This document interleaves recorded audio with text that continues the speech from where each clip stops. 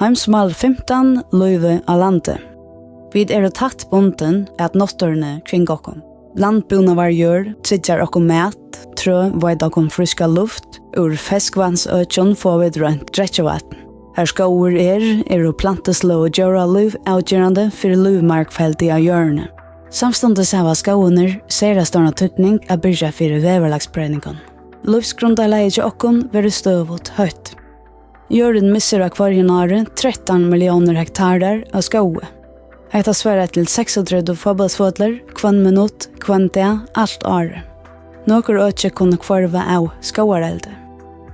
Men mennesker har avbyrden av en stor parti av skauen som jorden misser, for å få plass til vialunder, at det skal sojabønner og palmaolje.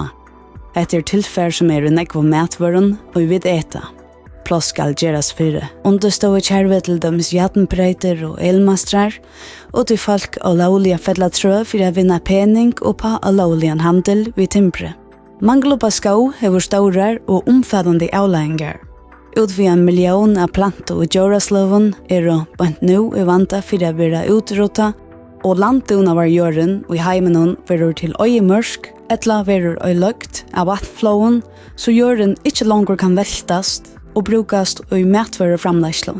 Hentan ei legging eira stegga, tog vidmo og framhaldande kunne bruka tilfanje ur nattørene, tog hette nejut tjåkon.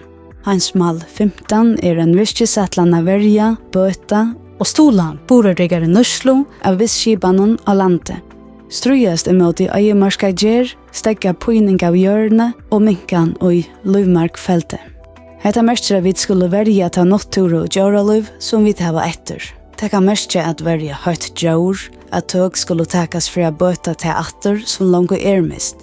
Hetta kan merke at planta trø atter, og det skal gjeras borardikt, ta vi nøyast å bruka av tilfansnon ur natturene. Det kan merke at du skal matvører av borardigan hot.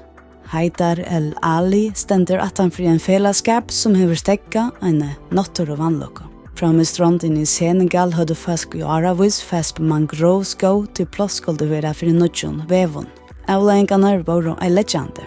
Folk som bor ved strandene opplevde vannflauer og skrielåp, og bønder så avgrøna fellene til fyrhøyde røterne av mangrovtrøvene virka som filter motvis salta havattenen.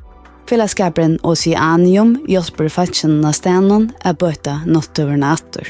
Siden 2006 har 100 000 kjølbåtner senegaleser planta 130 millioner mangrovtrø. Et avtak meira enn en løsning av Heimsma 15. Til reisende en løsning av fylkjande Heimsmalen, mangrovskauer, megna trudjafere så vel som regelskauer at gøyma CO2. Fiskor og krabbadur liva mittlen trærøtnar i vattnen og en tøtningamissel parster av matanen til lokale falskjenen. Mangrovskauner får bostokasti og gjett enda ut i havenon. Og så virka det mange trøyen i østene for å verja nærsamfellene mot veverlags vannlokken som vannflå. Heter en avmenning om at anskje heimsmal stender ensamalt og at saman kunne de brøyta heimen.